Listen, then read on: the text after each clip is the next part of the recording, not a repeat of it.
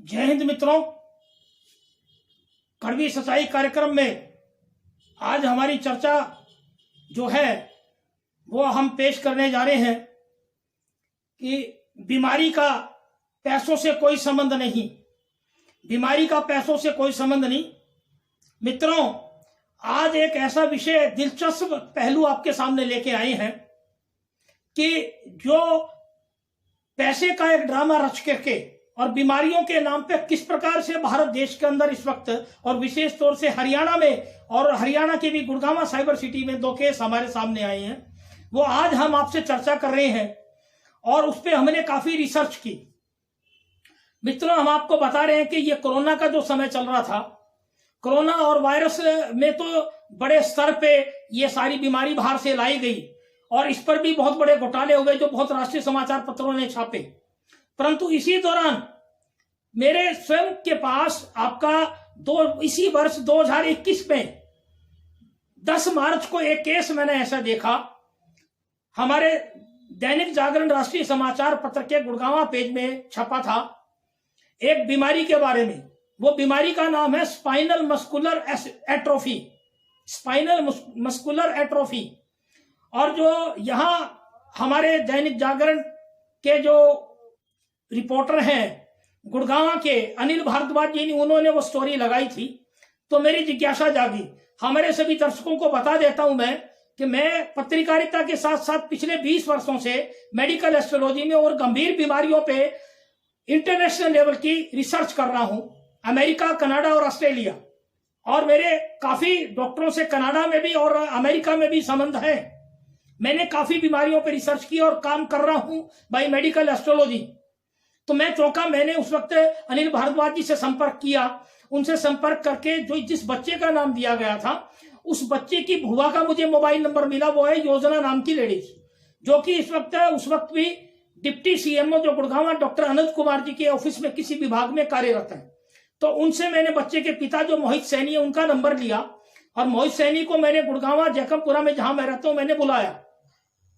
अब वहां से बात खुलनी शुरू हुई कि ये जो पूरे विश्व में एक खेल खेला जा रहा है, ये रेयर डिजीज के नाम से, दुर्लभ बीमारियों के नाम से, ये बड़ा अजीबोगरीब है। मैं किसी बच्चे की, जो पीड़ित बच्चे के किसी माँ बाप की भावनाओं को ठेस नहीं पहुंचा रहा, उनकी भावनाओं को मैं गलत नहीं ठहरा रहा।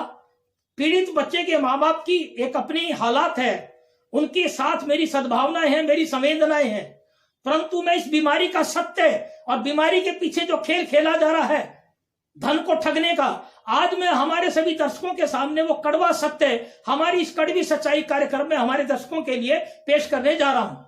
तो जो हमारे पीड़ित परिवार है बच्चों के, वो हमारी भावनाओं को गलत ना समझें, परंतु उन ठगों से बचें और अपने बच्चों को जो भी अगर इस बीमारी से ग्रसित है तो उनको मेडिकल ट्रीटमेंट भारत में जो अवेलेबल है केवल उसको धन से कंसीडर ना करें। इसी विशेष बात की आज हम ये चर्चा कर रहे हैं। और मैं बार बार हमारी इस वीडियो में बोल रहा हूं कि मेरा किसी भी पीड़ित बच्चे के परिवार से दुराग्रह नहीं है। पीड़ित बच्चे के परिवार की सद्भावना और उनकी भावना में ही मैं ये वीडियो बनाने जा रहा हूं। कोई भी पीड़ित परिवार का, जो पीड़ित बच्चों का जो परिवार है, वो इसे दूसरे ढंग से ना देखें। उनके सहयोग, उनकी सद्भावना में ही मैं ये वीडियो बनाने जा रहा हूं। अब आइए कि जब मेरे पास वो केस आया और मोहित सैनी जी मेरे पास चल के आए और मेरी उनकी बहन योजना से बात हुई जो डिप्टी सीएमओ के, तो उन्होंने मुझे मेडिकल रिपोर्ट नहीं दिखाई। यहां से हमें शक होना शुरू हुआ क्योंकि मैंने उनको कहा कि आप धन से कंसिडर मत करें। इसी दौरान मैं बताता हूं कि जो गुड़गांव के डिप्टी सीएमओ डॉक्टर अनंत कुमार जी से मेरी काफी लंबी बातचीत हुई। उनकी बातचीत की मेरे पास आज भी रिकॉर्डिंग है। 11 मार्च 2021 को मेरी बातचीत हुई। उन्होंने एक बड़ा सुंदर शब्द कहा कि बीमारी का किसी धन से कोई संबंध नहीं है। मान लो आप एक बीमारी है, एक मोहल्ले के हॉस्पिटल में के डॉक्टर पे जाता है पेशेंट और एक मेदांता में जाता है। उसी बीमारी का इलाज तो मेदांता में 20 लाख में होगा। उसी बीमारी का इलाज सरकारी हॉस्पिटल में हरियाणा के 10,000 में भी हो जाएगा और 50,000 में भी हो जाएगा। बीमारी एक ही है, परंतु धन के लेवल का अंतर है। मैं उन परिवारों के जो पीड़ित बच्चे हैं, स्पाइनल मस्कुलर एट्रोफी से जो पीड़ित परिवार हैं, उनके पीड़ित परिवारों को संदेश देना चाह रहा हूं कि डॉक्टर अनुज गर्ग डिप्टी सीएमओ गुड़गांव का खुद का ये बयान है कि उन्होंने 11 मार्च 2021 को जो मुझे दिया कि बीमारी का किसी ढंग से कोई संबंध नहीं है। मैदानता में 20 लाख 50 लाख आप दे सकती हैं, परंतु एक सरकारी हॉस्पिटल में एक निजी प्राइवेट छोटे जो डॉक्टर डायग्नोज कर सकता है, ट्रीटमेंट कर सकता है, वो 20,000 में भी कर सकता है, तो बीमारी का ढंग से कहां संबंध हुआ। दूसरी तरफ उनको इस बीमारी के बारे में कोई ज्ञान नहीं था। उन्होंने खुद कहा कि ये मेरा मेडिसिन का विभाग है और मैं इस बारे में नहीं जानता, ये विभाग है स्पाइनल एक्सपर्ट का। जब उस बीमारी का नाम ही स्पाइनल मस्कुलर एट्रोफी है तो मेरे दिल में बड़ी पीड़ा है, क्योंकि मैं स्पाइनल पे लगभग 15 साल से काम कर रहा हूं रिसर्च पे, और स्पाइनल पे कई केसों को मैंने अटेंड किया है। तो फिर मैंने नेशनल हमारी राष्ट्रीय समाचार पत्रों की खबरें छाननी शुरू करी। एक गुजरात से केस दिखाया गया, एक महाराष्ट्र से केस दिखाया गया। तो फिर उसके बाद हमारी भारत सरकार की जो योजना है उसके अंदर मैंने जब खोजना शुरू किया तो मुझे बड़े चौंकाने वाले तथ्य मिले। हमारे प्रधानमंत्री नरेंद्र मोदी जी जब 2014 में आए, उसके बाद देश के अंदर जो रेयर डिजीज पॉलिसी बनी 2016 में, इससे पहले वो पॉलिसी नहीं थी। उस पॉलिसी के तहत भी जो किसी बीमारी के सबूत और आधार पे, पुख्ता आधार पे 5 लाख से 20 लाख के बीच में फंडिंग सहायता करने का एजेंडा भारत सरकार ने अपने रेयर डिजीज पॉलिसी 2016 में दिया और उसको फाइनल सेटल किया 15 लाख रुपए में। तो यहां ये बात सोचने वाली बात है, जो बाजार में 18 करोड़ 16 करोड़ की बातें चल रही हैं, ये बड़ी चौंकाने वाली बात है। मेरे जीवन का अनुभव भी नहीं। मैंने तब कई डॉक्टरों से बात की। मैंने कहा डॉक्टर साहब आज आप अच्छे से अच्छे हार्ट का ऑपरेशन का खर्चा भी 5 लाख तक 7 लाख तक हो जाता है, नॉर्मल 5-7 लाख में बढ़िया से बढ़िया ऑपरेशन हो जाते हैं। तो आज इसका 16 करोड़ 18 करोड़ रुपया ये कहां से जस्टिफिकेशन है इस बीमारी का। मैं बार बार कह रहा हूं कि मैं उन पीड़ित बच्चों के परिवार के खिलाफ नहीं हूं, उनकी भावनाओं के खिलाफ नहीं हूं, परंतु उन पीड़ित बच्चों के माँ बाप को कुछ जो सामाजिक एनजीओ के ठेकेदार हैं वो धन इकट्ठा करने के चक्कर में पूर्णतः गुमराह कर रहे हैं। मैं उन पीड़ित बच्चों के माँ बाप से गुजारिश करना चाहता हूं कि वो धन को मत सोचें। बीमारी की टेस्टिंग रिपोर्ट भारत में बढ़िया से बढ़िया करें, बड़े से बड़े डॉक्टर पे जाएं, धन की तरफ मत सोचें। आप अपने बच्चे को ठीक करने की तरफ सोचें। 18 करोड़ 16 करोड़ की मत सोचें, क्योंकि जो एनजीओ बनी हुई है वो आपको अपना धन इकट्ठा करने के चक्कर में लोगों से गुमराह करेगी बीमारी के बारे में। तो जब हमने खोजबीन की तो उसके बाद मैंने डॉक्टर अनुज गर्ग से बात करने के बाद गुड़गांव के कोलंबिया हॉस्पिटल के स्पाइनल एक्सपर्ट डॉक्टर अंकुश गर्ग से 12 मिनट लंबी काफी देर बातचीत की। उन्होंने इस तथ्य पे चौंकाने वाले बड़े राज उजागर किए। उन्होंने ये बताया कि ये जो बीमारी जब स्टार्ट होती है, मान लो जन्म से जो स्टार्ट होती है, उस बच्चे की लाइफ मात्र 6 महीने की होती है। 6 महीने से ज्यादा वो बच्चा जी नहीं सकता। तो जो मेरे पास मोहित सैनी के लड़के का केस आया था वो 5 साल का लड़का था। वहां भी मैंने प्रश्न किया तो वो SM4 का केस था। मैंने तकनीकी आधार पर डॉक्टर अंकुश गर्ग से खुली बातचीत की तो उन्होंने बताया कि जो सबसे रिस्की फैक्टर है स्पाइनल मस्कुलर एट्रोफी का, सबसे रिस्की है वो मात्र 6 महीने की लाइफ है। उसके बाद साल, 1.5 साल और 2 साल, ये इसकी 3 स्टेज है। अब आ जाइए, उसके बाद उन्होंने डॉक्टर अंकुश गर्ग ने खुलेआम बताया, मेरे पास रिकॉर्डिंग है उनकी पूरी बातचीत की जो मैंने मार्च 2021 के महीने में 12 मिनट की बातचीत की। उन्होंने क्लियर कहा कि कई बार 10 साल बाद भी पता लगता है इस बीमारी का। और जो मोहित सैनी के लड़के का केस आया था उनमें मैंने उनसे बात की थी तो उनमें पता लगा कि 6 महीने बाद जन्म के वो बीमारी का पता लगा था। आज इस अगस्त के महीने में मैं इस वीडियो को इतना लंबे समय के बाद क्यों बना रहा हूं उसका कारण बता दूं। उस वक्त मैंने वीडियो क्यों नहीं बनाई। उसके बाद मैंने 4 महीने पूरी रिसर्च की इस विषय पे, इंटरनेशनल लेवल की और भारत के लेवल की। तो एक गुजरात और महाराष्ट्र के बच्चे का पता भी लगा। क्राउड फंडिंग का बड़ा ट्रेंड चल रहा है आजकल बीमारियों के नाम से। लोग बीमारियों के नाम से प्रेस कॉन्फ्रेंस करने लगे। बीमारी को ठीक करने की बजाय वो माँ बाप प्रेस कॉन्फ्रेंसों में जाने लगे, एक तमाशा बनाने लगे अपने बच्चों का। ये बहुत गलत बात है। उन माँ बाप, बच्चों के माँ बाप को मैं संदेश देना चाहता हूं तहे दिल से कि मेरी बात को गलत मत समझे। अपने बच्चे की बीमारी को आप प्रेस के अंदर और जनता में तमाशा मत बनाएं। उस बच्चे की भावनाओं को भी देखें आप, जो बच्चा आपका पीड़ित है। ठीक, हम बच्चे की पीड़ा से पूर्णतः उसका हम समर्थवान है, उसकी पीड़ा से हमें पूरी दुख है इस बात का। दूसरी बात, जब मैंने पूरी खोजबीन की तो हिंदुस्तान में ऐसे एक दो केस भी मिले, अखबारों में छपे हैं कि वो इंजेक्शन मान लो कोई क्राउड फंडिंग से मंगाया गया, उसके बाद भी बच्चे की मृत्यु हुई। फिर मैंने अमेरिका कनाडा की बात ढूंढी तो डॉक्टर अंकुश गर्ग ने भी बताया कि कहीं 16 करोड़ 12 करोड़ का यूएस में यूके में इसलिए है कि वो डॉलर का रेट जो फ्लक्चुएशन होता है उसकी वजह से। परंतु जब मैंने भारत सरकार के कागजात ट्रेस किए तो वहां तो फंडिंग केवल मात्र 15 लाख तक मैक्सिमम है, और कोई भी केस ऐसा अब तक का भारत सरकार ने या सुप्रीम कोर्ट ने या हाई कोर्ट ने अलाउ नहीं की 18 करोड़ की फंडिंग।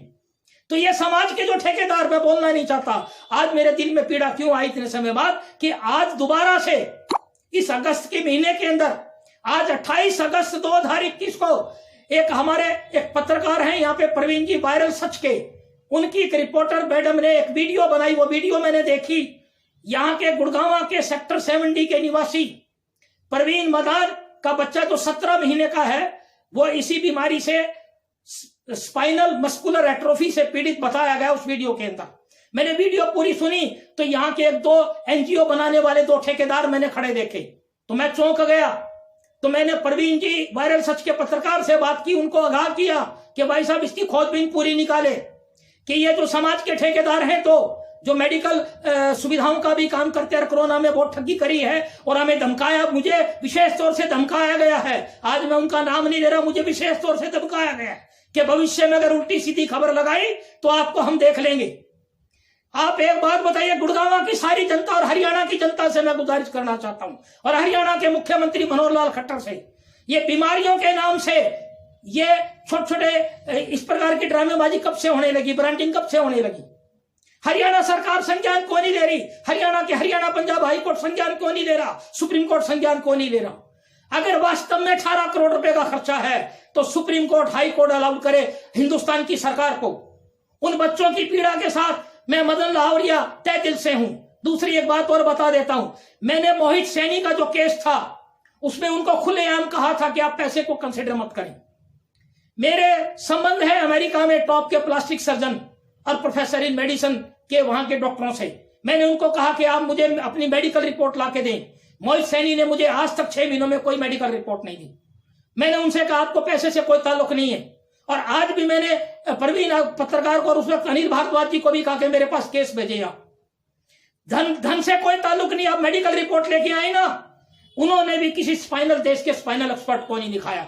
और ये जो प्रवीण मदान का परिवार है ये भी कह रहे हैं कि हमने दिल्ली के एम्स में और न्यूरोसर्जन को और जेनेटिक वालों को दिखाया, स्पाइनल वालों को नहीं दिखाया। और यहाँ के उन एनजीओ वालों से मैं प्रश्न पूछना चाहता हूं कि आप गहराई में शोध कीजिए कि भारत सरकार, मोदी सरकार में जो आया है फंडिंग वो मात्र 15 लाख की। आप क्या बोल रहे हैं अपने चैनलों पे खड़े होकर के? आप केवल प्रोपेगेंडा मत करें किसी पीड़ित बच्चे पे। है आप कहते हैं कि 6.5 करोड़ रुपए इकट्ठा करवा दिया हमने। आज की इस वीडियो में देखा 6.5 करोड़ रुपए इकट्ठा करने के गुड़गांव की वो एनजीओ वाला दावा कर रही है।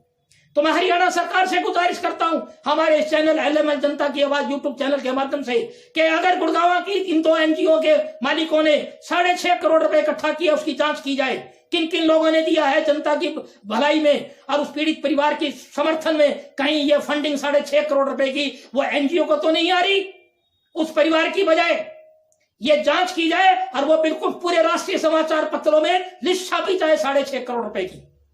ये उन समाज की एनजीओ के ठेकेदारों को खुलेआम मैं चेतावनी दे रहा हूं कि 6.5 करोड़ रुपए की लिस्ट आप पब्लिश करें, हम आपके साथ हैं। 6.5 करोड़ से अगर 50 करोड़ भी इकट्ठा कराना पड़ेगा तो इकट्ठा कराएंगे। आप 6.5 करोड़ इकट्ठे की आपने आज वायरल सच के माध्यम से इस बात को पूरा चैलेंज किया है कि हमने 6.5 करोड़ रुपए इकट्ठा किया है। तो 6.5 करोड़ की पहले आप लिस्ट आउट करें कि डोनेशन किन कंपनियों ने दिया, किन लोगों ने आपको 6.5 करोड़ रुपए, और वो कहां पे जमा है, कौन से बैंक अकाउंट में जमा है। और मैं मदान फैमिली से फिर गुजारिश करता हूं कि आप बीमारी के किसी ड्रामे में मत एंटर करें, बीमारी के किसी ड्रामे में एंटर मत करें। आप अगर आप चाहते हैं बीमारी ठीक कराना तो ये भारत में ठीक होगी। डॉक्टर अंकुश गर्ग जो कोलंबिया के, उन्होंने ये बताया है कि फिजियोथेरेपी से लंबे समय के अंदर ये धीरे धीरे ये अंगों की वापसी हो सकती है। मैं गुड़गांव के जो प्रवीण मदान परिवार के साथ पूरा सहयोग करूंगा। प्रवीण मदान जी से मेरी पर्सनल गुजारिश है हमारे एलएमएल जनता यूट्यूब चैनल के माध्यम से कि वो वायरल सच के परवीन जी से मेरे मोबाइल नंबर ले, मैं मोबाइल नंबर यहीं बता रहा हूं। मेरा मोबाइल नंबर है 9582343011। दोबारा आपको बता रहा हूं 9582343011। मदन लाहौरिया, गुड़गांव के जैकनपुरा में रहता हूं। प्रवीण जी, मदान से मेरी गुजारिश है कि बच्चे की मेडिकल रिपोर्ट सारे हिंदुस्तान की जहां की भी आपने कराई आप लेके आ जाएं। जितना मेरे से भरसक प्रयास होगा अमेरिका तक करूंगा। आप धन को कंसीडर मत करें, आप बीमारी को कंसीडर करें। आपका बच्चा मेरा बच्चा है, ये मैं दावे से कहता हूं। आप धन को बिल्कुल कंसीडर ना करें। मुख्यमंत्री ने क्या करना है या प्राइम मिनिस्टर ने क्या करना है वो परमात्मा कराएगा। ये धन इकट्ठा करने वाली एनजीओ कुछ नहीं कराएगी। आपके बच्चे के साथ मेरी फिर भावना है कि पीड़ित बच्चे के कभी भी इस प्रकार के प्रचार प्रसार, गंदे प्रचार में मत जाइए। हिंदुस्तान के अंदर इतने जबरदस्त इलाज हैं जिसका कोई हिसाब नहीं, बाहर भी है। आप मेडिकल रिपोर्ट लेके प्रवीण मदान जी आप मेरे पास आए, मैंने मेरे मोबाइल नंबर बता दिए हैं। जितनी मैक्सिमम सहयोग होगा हमारा, आप धन पे कंसंट्रेट मत करें। ये धन के नाम का एक ड्रामा सखूबा फैलाया जा रहा है। 18 करोड़ 10 करोड़। डॉक्टर अंकुश गर्ग स्पाइनल के एक्सपर्ट ने खुद कहा है कि बड़े से बड़ा ऑपरेशन भी आज एक हार्ट का भी 5 से 10 लाख में हो जाता है।